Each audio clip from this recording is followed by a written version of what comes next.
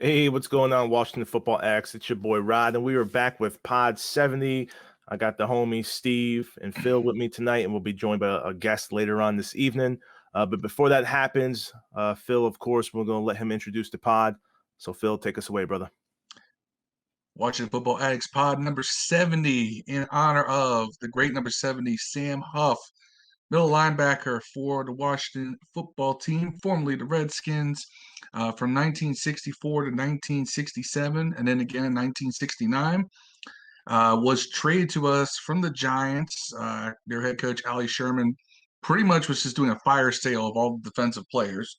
And his trade was such a big deal that it was front page news on the New York Times that Sam Huff was traded away from the Giants. He was a member. He's a member of the 1982 Hall of Fame class. Was a two-time All-Pro, five-time Pro Bowler. Was a member of the 1950 or the All 1950s team. And he was also. It's funny because if you look through Huff's career, the man has a lot of firsts. He was the first pro football player to be on the cover of Time magazine. He was part of that famous broadcast in 1960, The Violent World of Sam Huff, narrated by Walter Cronkite. And he was one of the first times they ever mic'd up a player for practice and for games and all that. It's if you're like a really big into football history, it's a must watch. Also, he actually functioned not just as a middle linebacker for us, but he did scouting work as a player. And he after he retired, he was a play. He did color broadcasting for us. He did color commentary with with Frank Herzog and Sonny Jurgensen for decades. He was he after he retired became a salesperson at the Marriott Corporation, rose to vice president of sports marketing, and then retired from that in 1998. He's still alive. I believe he lives in Loudoun County now. I used to work with a woman who was very close with his family. And so Sam Huff is one of the biggest names in the history of this team. You could talk about him forever. Real innovative player and a guy who basically laid down the path for how to have a successful career in multiple avenues after football as well. No, absolutely, man. What a stud. And it's, our first topic, once we dive into that, it's not really the same, but it's sort of similar. But just looking on Huff before, Phil introduced it, one of the most petty things that he did in his career, this is before all of our timelines who are on this pod right now, in 1966, his first full year with the Washington Redskins, made a Pro Bowl with them, and they're playing against the Giants in a meaningless game because we were up 69-41, and he calls a timeout late in the game so we could kick a field goal and completely dust the Giants by even more. So that's beautiful. You love to get someone like that in your franchise. It's before our time, but just reading up on sort of those instances is also it makes you smile and just he was quoted after he was traded. He says, "For the rest of my life, I will never forgive Ali Sherman for trading me." Yeah, he was one in that game. That game is famous. That's the highest scoring NFL game of all time. 72-41. We beat the Giants, and he kept. I think Washington had like 40-some points, and he just went over to Sonny Jurgensen and said, "Keep throwing, keep throwing. Don't stop. Don't start running the ball again." He's funny part is he's Pro Football Hall of Fame. He's in the Redskins Ring of Fame. He's also in the Giants Ring of Honor or Ring of Fame, whatever they call it. Isn't that crazy? Yeah. Two separate teams. Yeah. In the same division too. At that, that's nuts. Yeah. And like I said, I mean, and the bulk of his career was with the Giants, but because of his broadcasting career and so forth, he's a Redskin for life. Remembered more for being Washington Redskin than he is a New York Giant. Absolutely, as he should be. Screw the Giants; they suck. Let's switch gears a little bit, gentlemen, and we'll dive into the first topic this evening. But earlier this week, we saw Mr. 91, the all-time sack leader for the Washington franchise, Ryan Kerrigan. He got on Instagram and he offered his thanks to the fan base for everything we've done for him throughout the years. And then about 10 minutes later, he announced he's going to Philly. put up a picture of him photoshopped in the Philadelphia Eagles jersey. Some of the reactions within the Washington Football Addicts group are pretty upsetting. Not really upsetting, but folks were like, "Oh, he's a traitor, he's a hater." But how do you guys feel about Kerrigan going to Philly? And Phil, I'll kick it off to you first. Put it this way: am I sad to see him go? Of course. And, I'm fortunate to say I've seen some of the best pass rushers in the history of this franchise in my lifetime. I've seen Dexter Manley play. I've seen Charles Mann play. I've seen Ken Harvey play. I've seen Ryan Kerrigan play. So it's always sad to see someone who has been one of the best players during a period of a couple of peaks and a lot of valleys. But at the same time, he wanted to go somewhere where he could be more valuable. He wanted to go somewhere where he could play more. And Philly was only one of a couple teams that really gave him that offer. And I think that their defensive setup is a better fit for him than, say, Pittsburgh. So, am I going to cheer for him when we play Philly? No, I can't. I mean, I don't want him to play well when he plays against us, but I wish him the best. I don't wish him any injury, anything like that. I mean, you feel like you've got a few years left and you can get one more bag, go for it. Do that. I get it, but I can't cheer for you until you retire. Yeah, I'm with you, Phil. I love Ryan Kerrigan, our all-time leading sack leader. I just hope he retires back in Washington. And looking further into the Eagles depth chart, it's weird because you mentioned that he might get more chance to play. I don't think he will. He's going to be behind Brandon Graham on the left side and Derek Barnett on the right side. So as a defensive end. So I'm like, what is he going to do?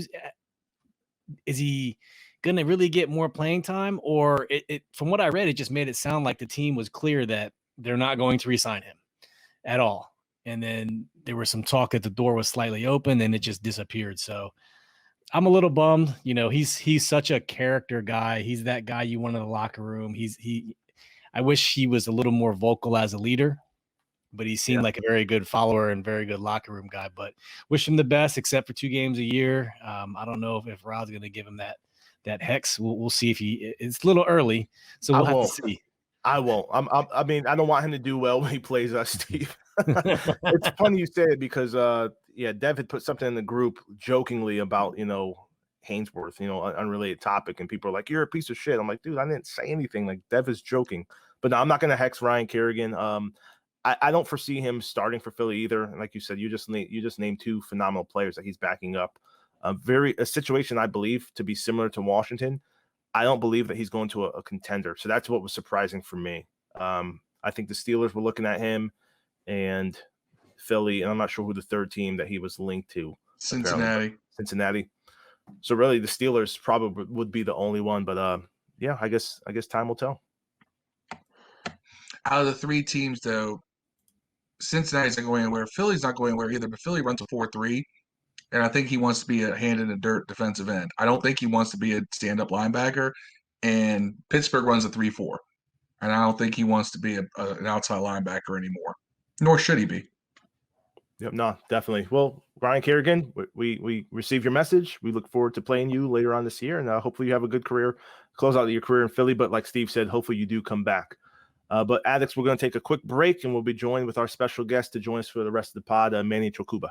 We'll be right back. My man, Manny, what's up, baby? What's going on, bro? It's good, man. I'm doing good, man. Happy to be on. Awesome, man. Awesome. So, Manny, it's funny. Before you joined up, I can pronounce Manny well, no problem with that. Manny sent me the phonetical key to pronounce his last name, and I laughed heartily. I was like, bro, I'm a black guy, man. Like, I know how to pronounce, ethnic names, man. What's up with that? So, Manny Chokuba, I want to say it on air, introduce you to the pod. Thanks for joining us, man. It's awesome to see you, man. How you doing? I'm doing good, man. Appreciate you guys, man. I'm proud of what you guys are doing, man. You guys are taking this podcasting game to a whole nother level. I love the energy. I love how you guys mesh. You can listen to a whole bunch of podcasts, but to have 5 guys and you guys just mesh and just bounce off of each other, that's just amazing, man. Really No, helps you. definitely, man. Definitely appreciate it, man. It's tough, to get folks different personas and personalities and whatnot, but it's fun, man. We had started this. We're coming up on our year-long anniversary, probably about 2 weeks from now, I think June 4th. Nice. And we started during COVID, like a lot of pods. I know you've been rocking for a long time before that, but and folks who might not be familiar with you, we're talking, Manny Chokuba, like I said, he has Talking Sports with Manny, and off that, the Back Row Redskins show. Yes, sir. A little jealous that you still get to keep the Redskins name. We got flack for being Redskins addicts, but it's all good, man. Man, I'm hanging on by a thread, man. And like it's kind of hard to get guests on. You know what I'm saying? Couple of guys that you guys had on your show, I try to get on my show, and for some reason they flaked. But it just is what it is. I'm gonna keep rocking with the name until we actually get a name. So then that's probably when I'm gonna make that switch. Yeah, Yes, sir. Can and you guys bro, hear me better? yeah, it's getting up a little bit more. Sorry, man. It's a little bit low at first, but yeah, we got you. Okay. Yeah, so it's wild, man. I didn't want to change from Redskins addicts, man. Like, we were trying to hold on as long as possible. And I think we were going to get Ryan Leaf on, and he wasn't the catalyst that made us change, but he's like, "Oh, I would come on, but you guys are Redskins addicts." I'm like, "Damn it, man!" Like, and Julie was just on with us last week. We're like, "Dude, it's just the name that we've only referred to the Washington football team as the Redskins, Yep. not once." I've never done it, and I'm assuming none of you guys have ever done it as well. I've never seen a Native American person like in the derogatory manner, like, "You fucking Redskin." So it's just silly, man. But it's all good. It's all good. Well, even Julie acknowledged that on during that interview, was that she's never heard anyone use it that way, refer to it that way, anything like that. So No, Yeah. definitely not. Definitely not. But now that the pleasantries and gratuities have been passed along, we're going to dive right into the next topic. So today we saw that Morgan Moses, who was on the trading block potentially, can't see Steve, not focusing, but Hey, Morgan Moses Wizards are up 66-52. Okay. Some live reporting. So yeah, Morgan Moses on the trading block. No offers came in. We really didn't expect any, but I was not surprised to see him released, but I was surprised to see Geron released. Just because last week we start the season, week 1, those were our bookends, and we've obviously signed Leno from the Bears, and we drafted Cosme. But Manny, how are you feeling about the news with them pretty much completely moving forward with complete new tackles at the bookends this year? And you know what, man? It's kind of surprising to me. Honestly, I did not see the whole Morgan Moses thing happening, at least right now, this year. So it was shocking. But you know what? It's just, it's kind of confusing, but I understand why Ron is doing what he does. They said, hey, Morgan Moses, go find a deal. That's a lie. Anytime anybody says go find a deal or you get released, you're going to get released. Nobody's even going to toss a 7th round pick for a guy that you can get for free and you can get cheaper, so it's just all about money. But obviously the team is trying to keep that defensive line together. So I understand the move, but hey, Cosme better be ready, man. That's all I can say. He better be ready. Yeah, I foresee Leno getting the start, on the left side, but the right side, I don't know what's going on. So it's damn, man. It's Phil. I know, Phil, you love talking, the trenches. How you feeling about this news of these two dudes being released today? Well, Geron Christian, bye. That's all I got to say about that.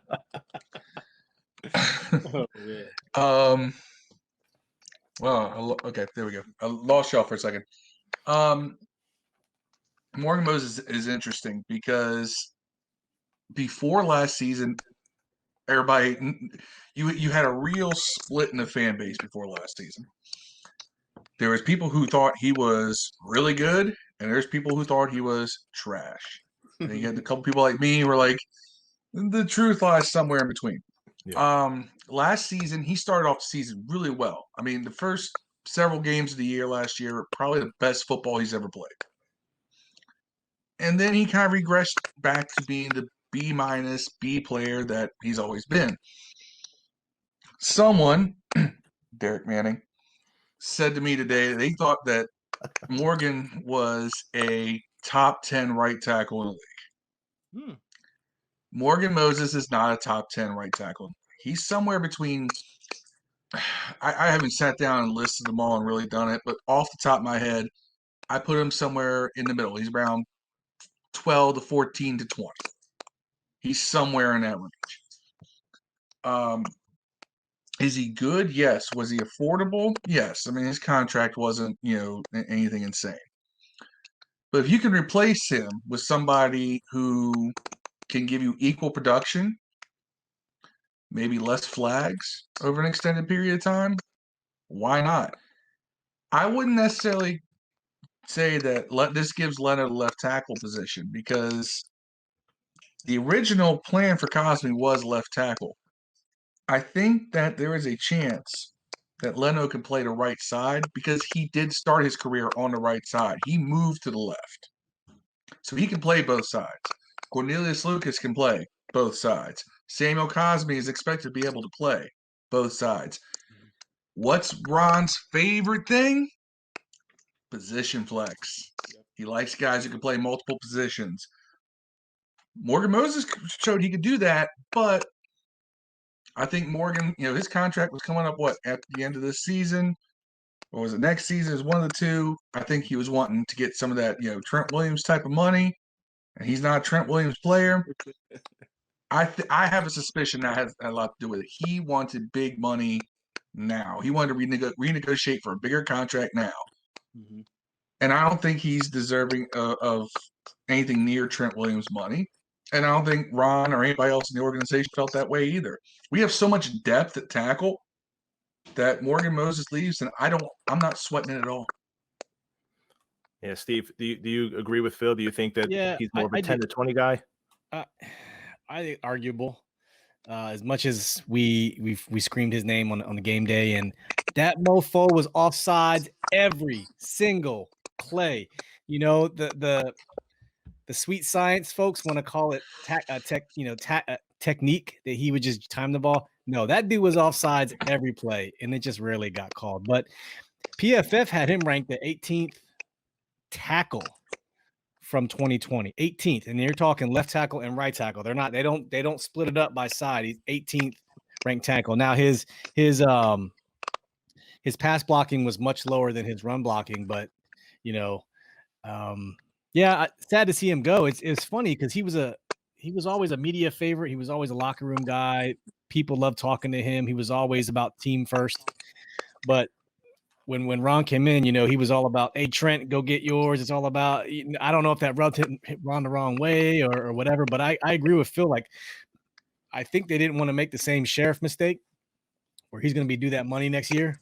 Mm-hmm. So, hey, no love lost. We got the depth. It's a great problem to have. And I'm sad to see him go, but we'll be fine. I hope so, man. If anything, I hope that damn, his name's escaping me right now, but the LSU draft pick who played like a half of a snap, Sadiq Charles. Yeah, I hope we truly do have the depth. I hope we do have the cheap depth that we need. I hope that this doesn't come by us in the ass week 10 where we're coming off a bye week and someone's still scraped up and we're looking for a reliable left and or right tackle, and we're like, well, shit, we just released our stars from the previous year. $7 million for Moses is what he was getting this year. That's fairly cheap when you think Brandon Scherf's getting $18 million. So yeah, I hope it does. Like I said, I hope it doesn't come and kill us. But we talk about the penalties before we try and transition to the next topic.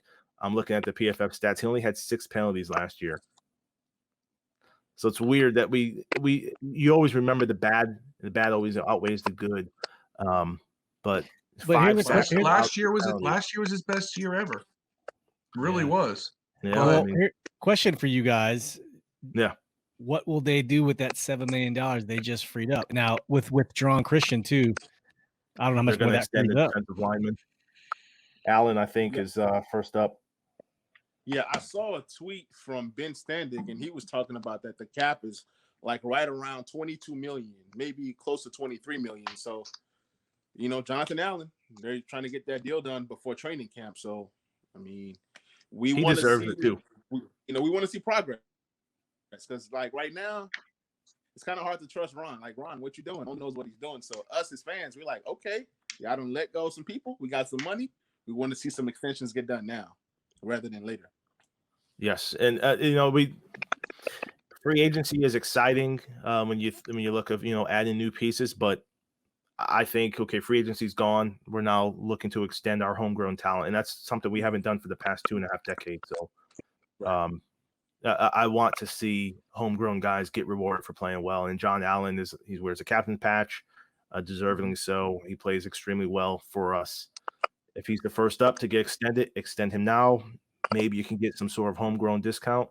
It's a less than cap year, so that's what he has to negotiate against. When you take that into consideration, you extend that man now instead of waiting until next year when the cap goes up for everyone. You may save, a tons amount of money for Deshaun Watson. Wink. No, we'll see. We'll see what that goes. But yeah, you never know. You never know. So did you guys see, TMZ Sports earlier today? I think the Tay and Todd podcast had posted. I didn't see it on the TMZ account, but they had posted a video of Dan Snyder being extremely sociable, more than I've ever seen his entire ownership tenure. But him and Jason Wright and a bunch of, Washington football team crew members were out in LA, palm trees, looking at, I guess, the Rams or the Chargers stadium or shared stadium, I think. But exciting, man. They're talking about looking at new stadiums for the Washington football franchise. So, what do you guys like across the league that you see now? What do you want Dan Snyder to potentially replicate? And Steve, I'll kind of kick it off to you first. Yo, let's go. Like, that's the first time I think Dan Snyder's a human being. Like, we never hear him talk. He looked like like me out there on the street, all tired, and him and Jason just chilling. Like, he's a human being. Like, I felt good watching it. And I like the fact that they're touring other stadiums. I don't know if it's the Bruce mentality of, oh, we got this. This is good. They look at both LA stadiums. They're going to Europe. They're going around the world. They said, hey, this is the right way to do it. Do it right. And it just needs to be better than what it is right now because it ain't all that. Views in the second tier of the stadium. And not 2 roads in and 2 roads out of the stadium, please. Yes. Oh my God. Manny, have you gone to FedEx before? I know you live in the Midwest as well. Yeah, I live in Nashville, Tennessee right now, but I got to go to FedEx for the first time 2 years ago or 3 years ago. It was Alex Smith playing his first season, so maybe that was 2-3 years ago against the Atlanta Falcons. And I bought tickets, and I bought these things called dream seats or whatever. So I was like literally on the second row from the field. Yep. It was quite an experience. I had like unlimited food and drinks. And it comes to me first game. I played all the games, so I've never really got to sit in the middle or at the top or anything like that. So, but when I went, the tailgating was nice. That was still kind of like the time when people weren't coming to the games, so I didn't get that full FedEx experience. But yeah, I mean, I'm definitely down for a whole new stadium. I'm definitely down for maybe something to where we can be indoors, outdoors, have that option. I think that'd be pretty cool. I mean, think about it. That's what everybody's doing now. You know what I'm saying? Nice jumbotrons. I've been to the Dallas Stadium for a conference, and that thing is nice. That whatever it's called, jumbotron or whatever. It's like, man, it's like I can't even put it into words. It's a really nice stadium. So, I mean, it'll be definitely nice to do something similar. I'm not saying, jack their swag or nothing like that, but it'll be nice to have an option whether we can be inside and outside. And then, I mean, that's definitely going to get the crowd to come out. You know what I'm saying? Something new, something nice, something to look forward to will definitely bring more fans back to the games and stuff. Yeah, dude. Like I live probably about 4 or 5 hours north of Dallas. I was supposed to go to a game 2 years ago before like COVID really kicked off. Mm-hmm. I love that stadium. I mean, just seeing it on television, seeing Canelo fight there, this past weekend. It's a dope stadium. If you can replicate something like that, have a retractable roof, get the Super Bowl to eventually go there. I think that's what we all want. We've always complained about FedEx Field, whether it's the location, the quality of the field, the stadium experience has been garbage. I mean, Steve was a longtime season ticket member. I was a season ticket holder when I was out in the DC area as well. And you almost have to leave the game, the first 5 minutes of the fourth quarter to make it home at a reasonable time. I mean, because there's traffic backing up, leaving the stadium, traffic backing up onto the highway. Like, it needs to have, wherever they put it, it needs to have like dedicated on and off ramps to the highway, to the parking lot. Just to make it easy for people, because it's a huge cluster. But Phil, how you feeling about a new stadium in DC, man? And I think we're gonna play throughout FedEx's lease, but where do you want it at? Is really what I want to ask you. Where do you want the stadium to be? It's going to be best fit in DC. I know they're talking about repurposing the RFK site, but let's be real. You Horrible have a metro stop called Stadium Armory right there. Blue line. You have a footprint already in the ground for a stadium. It's the most logical location. It's a great spot too.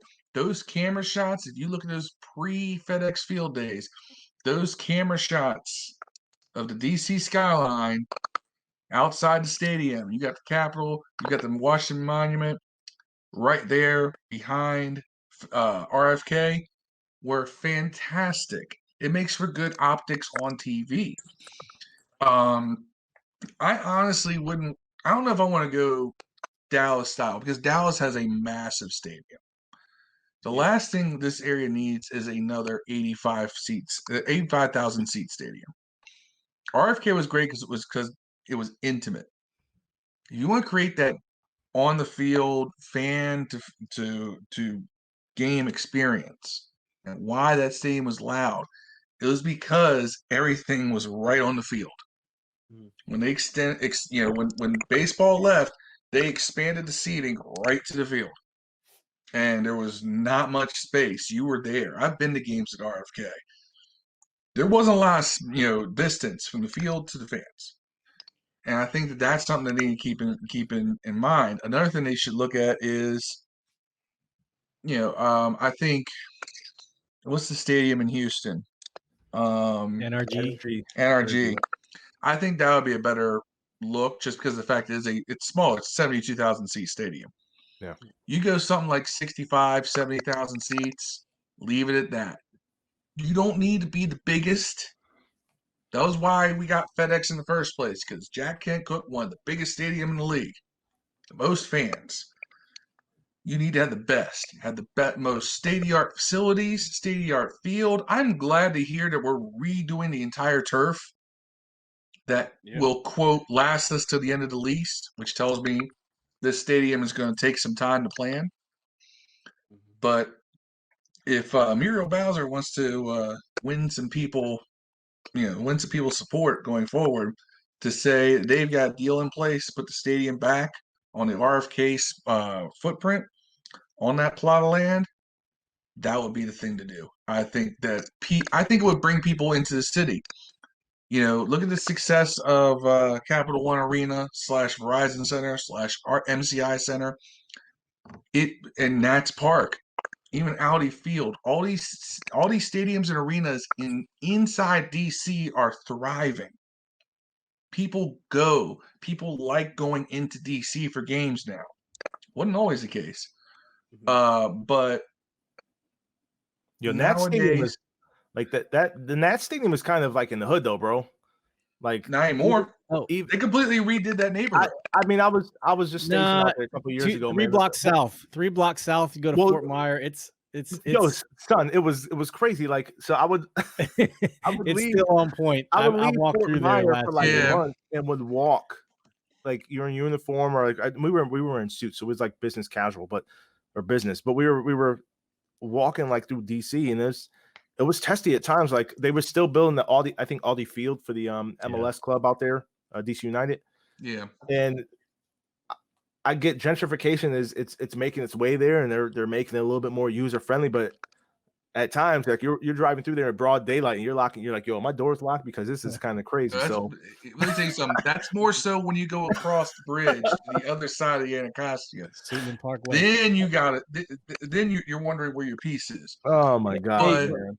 One more thing though, with wherever the stadium is, it has it has to have a sports book, and I think it will have a sports book, and I think it's going to be it's going to be in the terms of wherever they go, because What's a sports book? a place where you can gamble, where you can bet. Okay, yeah, I think that, and yes, NFL's making like Ted Leon's the scout on that at so Ted Capital Leon's One. this Capital One Arena where the Wizards and the Capitals play was the first. I want to say it was one of the first in sports venues where you could go and place a bet, right there on the spot. So, when they were the Redskins, they applied for it in Maryland before COVID in February of last year.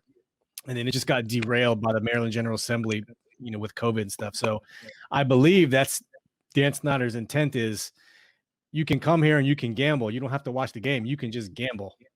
So however they do that, it just brings in extra business. If you look at the Patriots, they have this thing called Patriot Place up in Foxborough. It's like a shopping mall with restaurants, and that's the one beef with FedEx Field. If you Metro in, there's nothing to do unless there's no tailgates for you unless you go crash one. I can't go somewhere and hang out like at Nats Park. They have the bullpen where I can go drink and eat before the game. At FedEx Field, that's it. So they need to do something where I can go somewhere before the game starts and eat and drink and have fun and then walk right into the game. And they don't have that right now. So yeah, it's crazy. Like I'm Googling the Rams' new stadium, whatever. So SoFi Stadium, and that's where I believe Dan was at today with Jason Wright. So it has a seating capacity of 70,000 and it's expandable up to 100,000. That is insane, dude. That is, I think if Dan's looking at that, I see him going bigger rather than smaller. I know smaller may make a little bit more sense to make it like an exclusive club. But the businessman in him, and obviously being in the same division as Jerry Jones and the Cowboys, I see him looking at Jerry World, and he's had to sit in the owner's box there as the visiting owner, and be like, God damn, this is a nice place, man. Like, I gotta do something similar to this. And if he's touring, not only the top stadiums in America, but then the top soccer type stadiums in Europe, for that open atmosphere, and those soccer stadiums overseas are massive as well, man. So I'm excited. I'm excited for the future of this franchise, man. I know Steve, I'm rocking the hoodie that Steve got us for Christmas, man, but I want a real name. I don't want to be Washington. And I'm mentioning this because at the end of that TMZ video, the interview was like, hey, what do you think about the name change? Some fans like, Washington football team. I had a stroke when I heard him say that. My eyes started twitching. I was like, hell no, bro. Like, let's not do that. But another segment, another pod. I won't dive into it here, but Dan Snyder, if this ever falls across your ears, this good luck, man. Hopefully you get a good site, get a good location, and it's user friendly for both vehicular and I guess mass transit populations, I guess, metro or buses, whatever, but time will tell.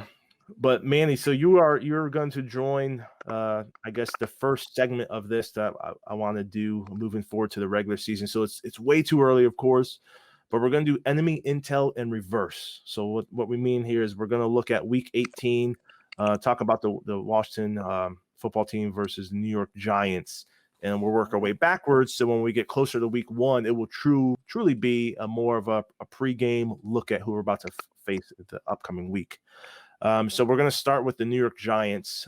And Steve, I know you got the way too early Vegas odds, so we're kind of open with that, and we'll talk about some of their draft picks and where we see where it's going forward. So Steve, again, open this segment. Yeah. So for the Vegas odds, before we kick off, I just want to see what do you guys think Vegas has our total wins at? Hip shoot right now. 24. Out of 17. So honestly, I think I plugged this at 10-7. 10. Okay. Phil, you say 3. What do you say, Manny? I say we win 10. Oh, 10. Okay. I say they give us 3. Okay. What you got, Manny? How many wins do you think they're giving us? I got 10. He's Googling it. 10. Let's go, baby. 7. Let's go. 10. Okay. I can't have an opinion because I've already seen the answer. So on 2 different sports books, and I think this kind of rounds it out, it's Vegas Insiders and OddsShark. Vegas Insiders has 8, OddsShark has 8.5. So that's what they're giving us. They're giving us about a 500-ish, chance. But the funny part is when you break it down, they're only favoring us in 3 of those games, which is, I mean, which is crazy. Which means to them, it could go there.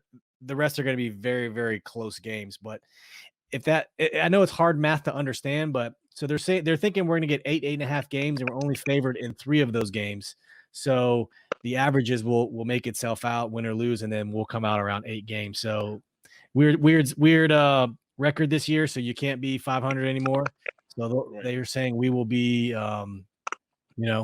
1 game under or 1 game over. So we'll see how it goes. 476. So okay. Yeah. Screw Vegas.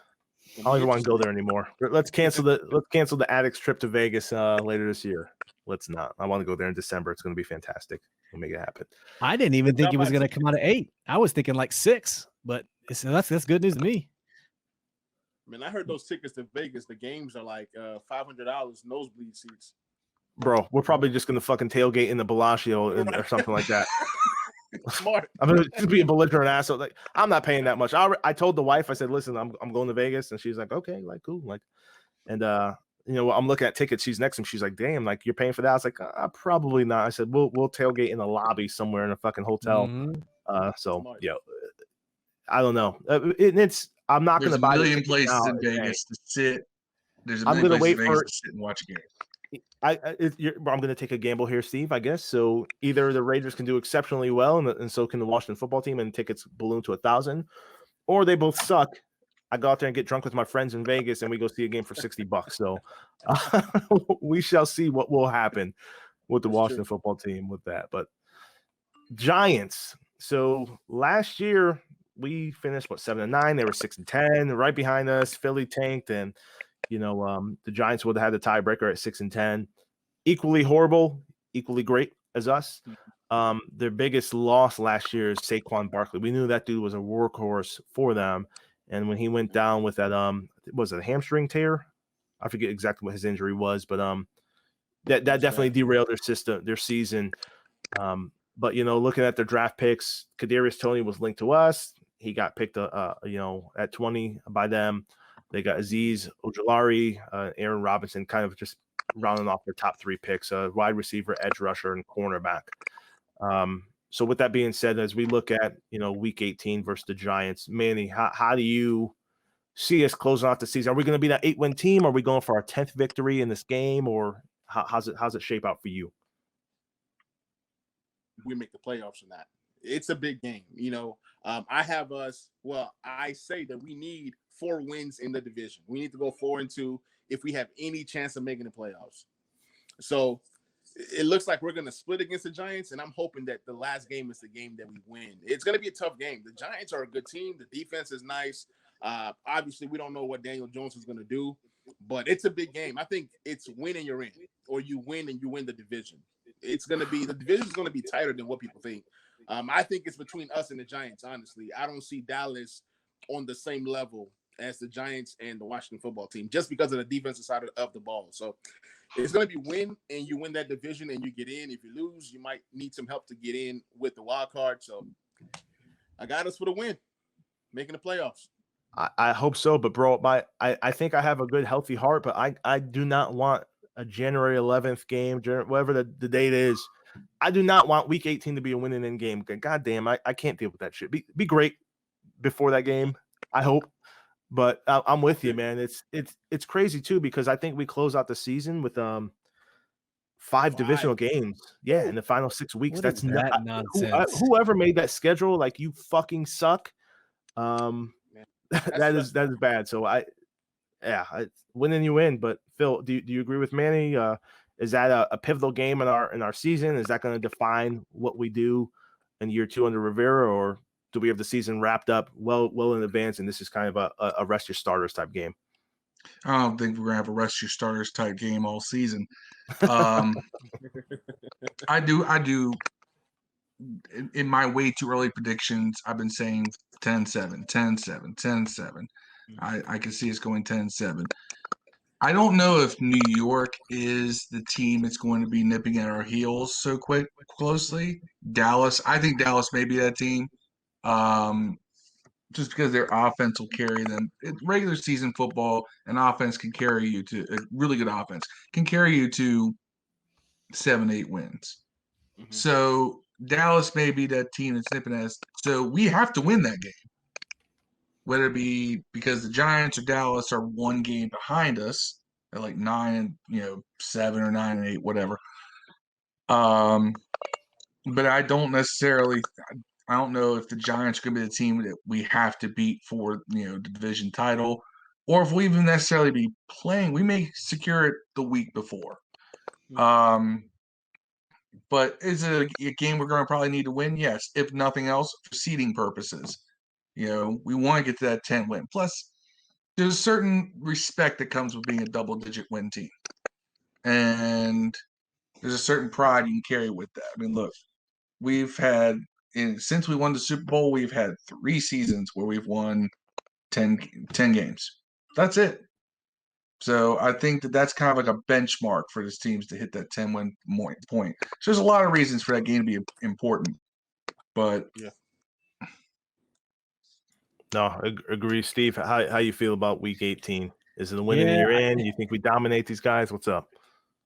I mean, so Vegas had the Giants at 7 wins right behind us. So they're probably not going to be playing for anything but playing for spoiler, if how it normally goes. So I think it's going to be important. I don't think we're going to be able to coast in. So I think even if we do make the playoffs, that game's going to be important, like for seeding, just like you guys said. So it'll be a tough game. I mean, historically, I hate going off historics, but we tend to do not as well in those games, especially against the Giants at the end of the year, Kirk Cousins. But so yeah, we'll see. I hope that it's a game where we can rest all of our players and the seedings are done and let the young bucks eat and the veterans rest. But yeah, I think it's absolutely, like Manny said, it's going to be an important game coming down to week 18, excuse me. It's crazy. And Manny, you know that we had to be 4-2 in the division. I think we were 4-2 in the division last year as well, weren't we? Yes. Yep. Yeah, we're shaking our heads. So yeah, that was key. I mean, usually to me, that's the magic number, man. It's like people want to make the playoffs, but you got to dominate your division. What's the point of having divisions if you can't dominate your division? Yeah. All these,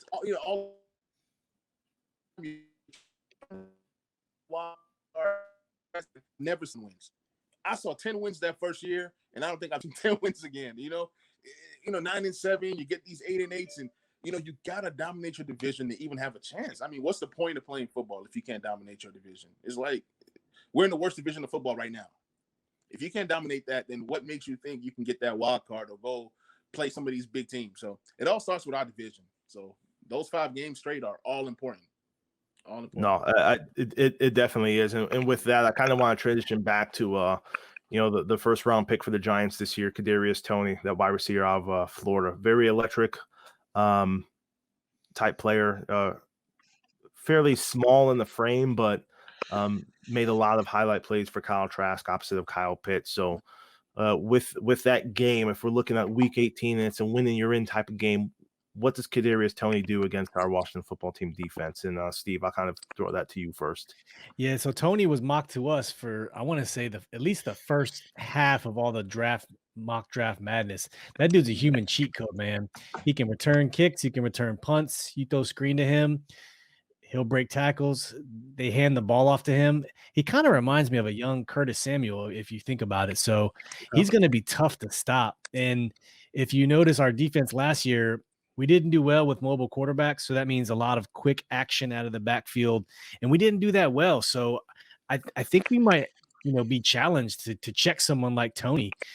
But, with the addition of Jackson on corner and you got him Fuller across, I don't know who's going to be our starting nickel. You guys might know. Many. Superstar Jimmy.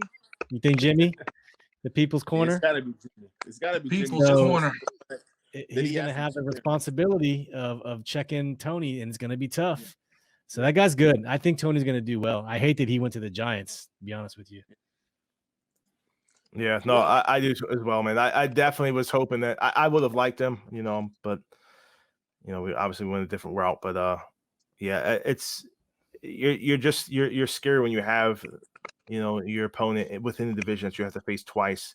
with that level of weaponry. And of course, this kid hasn't taken a single snap in the NFL yet. He could be a bust. He could be a booming, a budding star. But the potential for Kadarius Toney to be a lights out playmaker in this league is definitely up there. So, yeah, we have to identify who's going to cover him. And this is, again, well far in advance of the game actually being played. But yeah, I see you, Manny, shaking your head north and south. So how do you feel about Toney, man? Look, to be honest, I'm glad they selected Toney. Okay. Tony's not a bad player. He's a good player, but out of everything that the Giants could have done, receiver wasn't what they should have gone for in that first round. You're thinking offensive line, solidify that offensive line. They didn't do that. You're thinking, okay, maybe get a pass rusher, which they did, and Ojulari, which I'm pissed off that they got him more than I'm pissed off that Tony. Their special teams become special. He's instantly going to fix that special teams, and he's going to make that team explosive in terms of big plays. I get that, but I just feel like that wasn't a pick that the Giants needed. It was more of a luxury pick. But, they're trying to give Daniel Jones all the weapons possible to, make him successful. So, yeah, it's going to be tough. Based off of what he does week 2, we'll know what to expect week 18. I mean, if he destroys us week 2, I don't want to see him again week 18. But then, like you said, he can be good. He can be a bust. So right now it's just a question mark. We don't know how he's going to be used. I'm hoping that Daniel Jones sucks, So that's my whole take on that. So you hope Daniel Jones continues to emulate his career thus far. I get that. Yeah, continue to suck, Daniel Jones. Yep. Except when he plays us. Yeah. Heard. I say that in jest. I know. Well, we swept him this year, but damn. I want to ask the question. I want to ask this question though. See, Steve said that he's kind of like a young Curtis Samuel. Let's not forget we have Curtis Samuel on our team. Yeah, and Terry McLaurin, and De'Ami Brown, and Adam Humphries, and Logan Thomas, and J.D. McKissick. You notice that when you start really listing, you didn't say Sammis Reyes. Go ahead, Phil. I'm sorry. Anyway, to our Chilean fan of the podcast, Vicente Nual, I can't pronounce his last name. To hell with it. But he knows who he is. Sorry, I'm sorry I didn't mention Sammis Reyes, but until I see him catch a pass, I'm not mentioning his name. But we have all these guys who make the passing game dynamic. And we haven't talked about who are the Giants going to line up against these guys. How are they going to stop our passing game? Well, they did improve on that secondary. You get a Dory Jackson, who I saw quite a bit here in Nashville, Tennessee with the Titans. Titans fans say that the guy can play. So he's, first round pedigree. You got James Bradbury out there, and I believe they drafted another corner. So I mean, they got corners. 2 of them. So can get some pass. Yeah, they got Aaron Robinson out of UCF and Rodarius Williams out of Oklahoma State. Robinson, the 3rd round pick at 71, and then Williams, 6th round pick at 201. So I mean, if anything, one put your 6th round pick. Put your 6th round pick on De'Ami Brown, please, please. Hey, Danny, was it Danny Shelton? I think that's his name. Danny, first name. That dude turned out to be pretty good. Same with Reggie Ragland isn't bad as well. So they're getting there. Reggie Ragland like 78. They got a long way to go. I feel like Reggie Ragland has been in the league since the days of single bar face masks. I swear to God. I mean, how old is he? Because I feel like he's just been around forever. They do have Graham Gano, though. Dude, if they beat us, Reggie Ragland's 27. Jesus, Phil. He feels like he's 57. I swear to God. Reggie Ragland, I don't know why. He just feels like one of those guys who's been in the league forever. Dude's going to be looking at his nutsack later on like, damn, is this shit hanging that low, bro? What the fuck? Oh, man.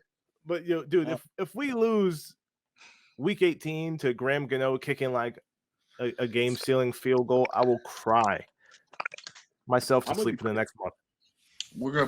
That's okay, because that means they're gonna have to put up a 40 burger on us because to keep it that close.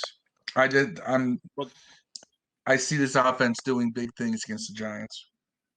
Yeah, That's just I me. mean, to be honest, guys, the Giants games, both games are important. We gotta sweep those. I mean, we gotta sweep these guys. Ever since Daniel Jones has been there, we haven't beaten the Giants. So, to me personally, it's a bigger game to me than it is to the football. I mean, we gotta beat these bums, man. You know, Daniel Jones. We're talking about Daniel Jones. We're not talking about a top tier quarterback. It's Daniel Jones, and somehow, some way, he finds a way. Not really him. The team finds a way to win, or we find ways to lose. But we gotta beat the Giants. I don't care.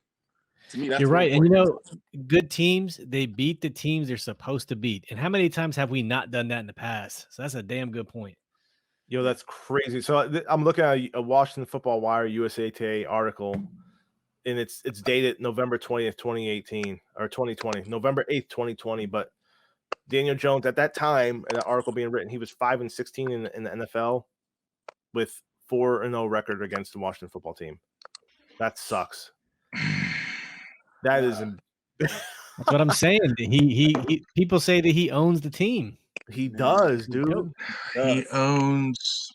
Did they edit that on Gruden. Wikipedia to say he owns the team other than Dan Snyder?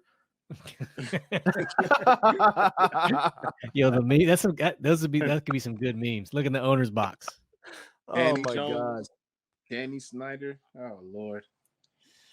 Well, look, we can talk about Danny Nichols all day long because I ain't calling him dimes. He's a 5. He's a 5, not a 10 to me. We can talk about Danny Nichols all day long, but in the end, I just don't think that the Giants have that. They have firepower. If Saquon's back and Saquon plays as he does, look, they'll be competitive, but I just think that we have more weapons on offense. I can't believe I'm actually getting to say that about our team. And I think our defense outplays their defense. So we should win both of those games. We should have won both of those games we played last year. We shot ourselves in the foot. Whether it's, Kyle Allen finding ways to only turn the ball over at the worst possible time, or when it comes to Alex Smith throwing passes to a running back who already fell down. And that's the thing. Alex Smith threw 3 interceptions and a half against the Giants, and we still almost beat them. That's true. Yeah, we got to be better, man. And I tell you what, it's fun to talk about Week 18. We obviously there's rookie mini camps have just occurred, but no training camp, no mini camp or anything like that. But I cannot wait to revisit this topic and talk about Week 2 with the New York Giants, because we'll have a much greater fidelity as to what they will be bringing against us Week 2 and to revisit this. But right now, as we close out, I think we're gonna win. I say we win 24-16. Manny, what's your score prediction for Week 18? Man, give me 27-20. 27-20. Okay, Phil. Give me 34-21. Okay, us. Steve, how you feel? I'll take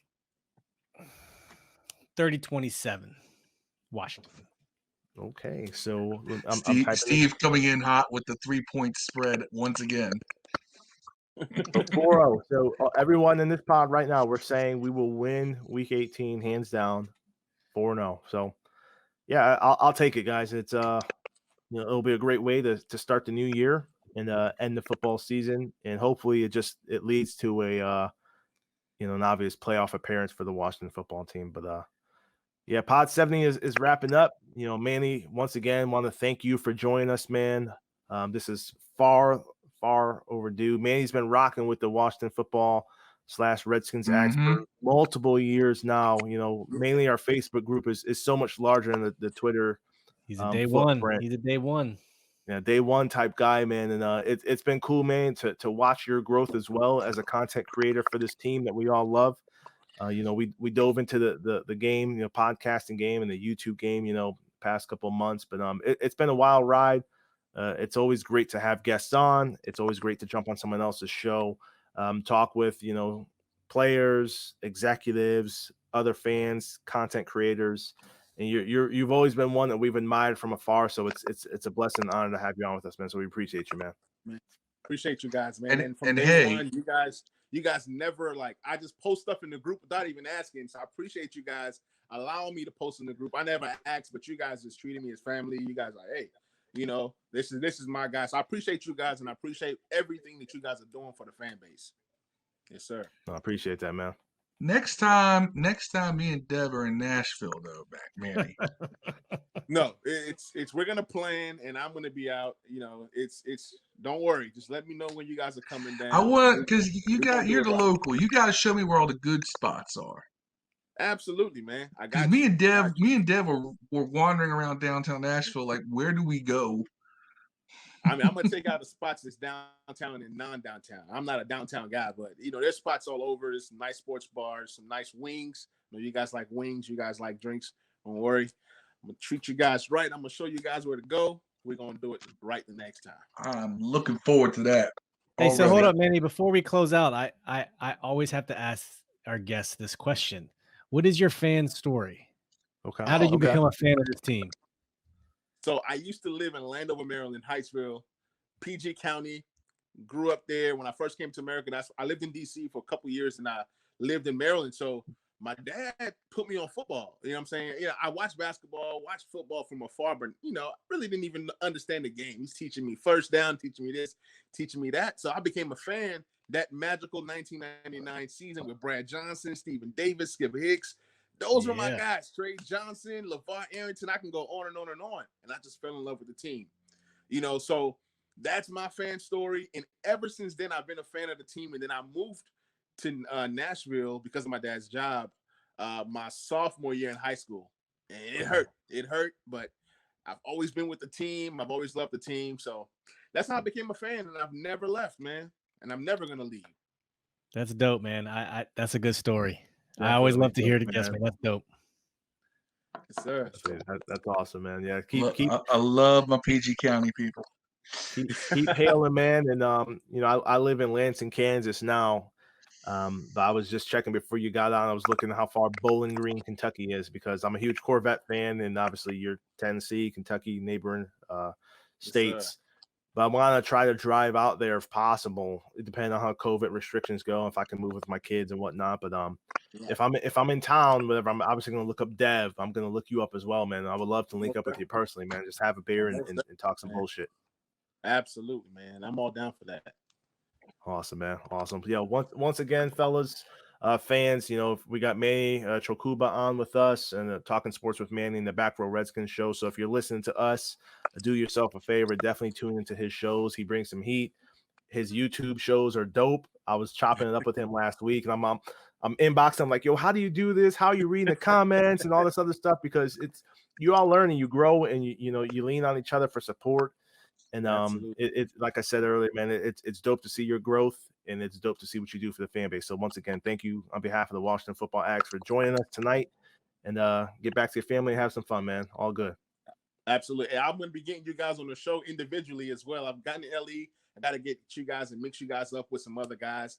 That way we can talk some football and have a good time. Appreciate you guys once again. Absolutely, brother. Be safe, man. All right, man. All right, peace. Peace out.